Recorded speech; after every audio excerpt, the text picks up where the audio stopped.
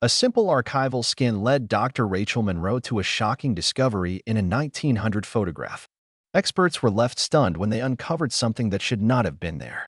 Dr. Rachel Monroe, a senior historian specializing in early 20th century British industry, had been working with the Altar Linen Heritage Project for almost 2 years. That morning, her task was simple: digitize and catalog a set of rarely seen photographs taken inside linen mills around 1900. Some had never been viewed outside private collections. Rachel adjusted her glasses and leaned closer to the high-resolution scan on her screen. The black and white photo showed 15 women, seated and standing, wearing standard linen smocks. Their faces showed the fatigue of long shifts and tough conditions, but also a curious pride found in old portraits, part stoicism, part defiance. These women wouldn't have had an easy job, and they must have wondered why anyone would want to take a photo of them. But for historians like Rachel, it was always exciting to stumble upon a bit of everyday history like this. People assumed historical discoveries had to be profound, but there was something intriguing about the ordinary. Little did Dr. Monroe know, there was absolutely nothing ordinary about the photo she was holding. Her eyes scanned over the faces of the women, then she noticed it, a hand resting on the right shoulder of one woman in the second row.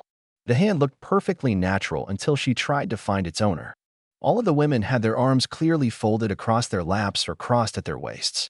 The hand didn't belong to any of them, and yet it was there. Rachel froze. Her breath caught. She zoomed in slowly. The fingers were pale, slightly curled, pressing into the woman's shoulder with just enough weight to leave an indentation in the fabric. The wrist was missing, the angle wrong, the position impossible. It was almost like an apparition, not attached to anything but just there. A shiver ran down Rachel's spine, and she pulled her cardigan tighter, trying to convince herself that it was a drop in temperature causing the shiver, not the mysterious photo. But no matter what, she couldn't find a logical explanation for the hand. Physically, it could belong to any of the women in the photo, but logically, she knew that didn't make sense, and she certainly didn't believe in ghosts.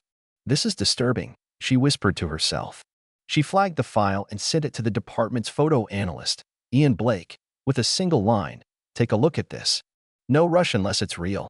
Rachel tried to push the photo out of her mind, but over the next few days, she found herself constantly refreshing her emails, hoping for a reply from Ian. There was nothing. She studied the photo until all the women's faces blurred into one. Was it possible this wasn't the original? Had someone else gotten hold of it and retouched it somehow? People could do all sorts of things with photos these days, so it wouldn't be hard. But where was the sense in it? It was the only explanation she could cling to, though. 2 days after she'd sent her email, Ian finally replied. "Catch up tomorrow," was all he wrote. No mention of the photo. She was frustrated but also relieved. At least he was willing to talk. The next morning, she got to work early, nerves twisting in her stomach. When she heard the wheels of Ian's chair rolling toward her desk, she didn't even have to look up. "Let me tell you something, R.A. It's not retouched," he said, parking beside her. "There's no sign of manipulation. Emulsion, contrast, grain, everything matches. This was developed straight from a glass plate. It's as authentic as it gets." Rachel stared at the image again, suddenly more unsettled.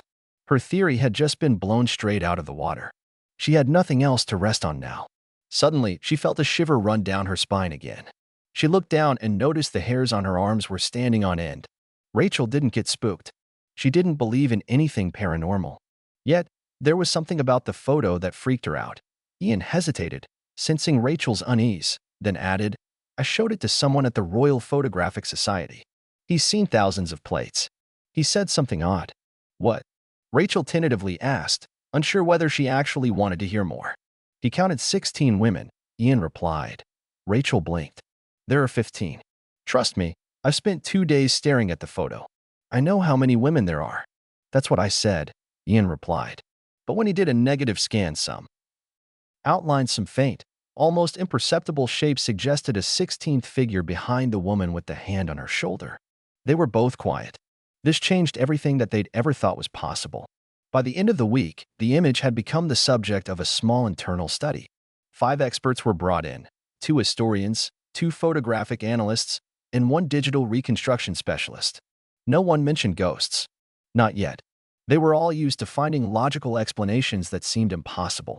If anyone could work out what was really going on in the photo, it would be them. Instead of the paranormal, they talked of exposure anomalies, shadows cast from nearby figures, double exposures, common enough in that era.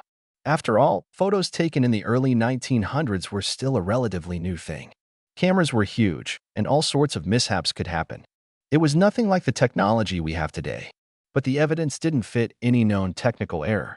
The photo had been taken outside in clear daylight. No mirrors, no superimposition, and most notably, no one else in the photograph seemed to notice the presence of anyone behind them. One of the experts, Dr. Elsie Porter, gave a presentation titled Simply Discrepancies of Presence. Rachel was hoping it would finally clear things up, but all it did was leave her with more questions. "It's not just the hand," Elsie said, pointing at her screen. "There's something else. Look here." She zoomed in on the woman's shoulder and inverted the image. Subtle distortions emerged. What looked like loose strands of long, dark hair barely visible near the edge of the frame. There was even a hint of a high collar, like a figure standing just behind, leaning forward, barely caught in the shot. "The camera didn't catch a person," she said, "but it might have caught the impression of one." Rachel turned pale. What on earth was that supposed to mean? Was Elsie suggesting that the camera had somehow managed to detect a ghost? By now, rumors had begun to swirl around the archival team. Word had leaked about a ghost photo, and while some dismissed it as internet fluff, others were genuinely unnerved. Rachel, desperate to ground things in reality, began tracking down records from the mill, employment logs, incident reports, anything, just to give them a point in the right direction. It took quite a bit of digging, but eventually she found something. An old journal written by a former mill supervisor named Thomas Gallagher, dated March 1900, just a month before the photo was taken. One entry stood out. "We lost another girl this week. No one saw her fall. No one knows where she went. Just gone. Her machine left running. A spool of linen unraveled to the end. We'll not speak of it again." There was no record of a death, no body, no funeral. Mill deaths in the early 1900s weren't uncommon. They were dangerous work environments, and health and safety regulations were practically non-existent. It wasn't shocking to learn that a girl had probably died, but it was the wording of the entry that made Rachel uneasy. It was like the girl had just vanished, and it seemed like it wasn't the first time it had happened. She kept reading. Over the next few pages, the supervisor alluded to other vanishings, quiet ones, girls who came to work and never clocked out, always dismissed as runaways or transfers, no names listed, no official notes, but the whispers were there. One line chilled her to the core. "Sometimes I swear I see them still, just a flicker, a shadow between machines." Rachel wanted to dismiss Thomas's writings as a guilty conscience. After all, he was the supervisor, and he'd failed to keep the women and girls at the mill safe. It was hardly surprising that he was imagining seeing them. But alongside the photo and the things other experts had said, it all seemed like too much of a coincidence. A month later, the story had made its way online and quickly gone viral. Everyone was intrigued by the ghostly hand. Bloggers, amateur sleuths, and even self-styled ghost hunters were diving in. Theories exploded. Some claimed the photograph was cursed. Others said the woman in the photo later died under mysterious circumstances, but there was no proof of this.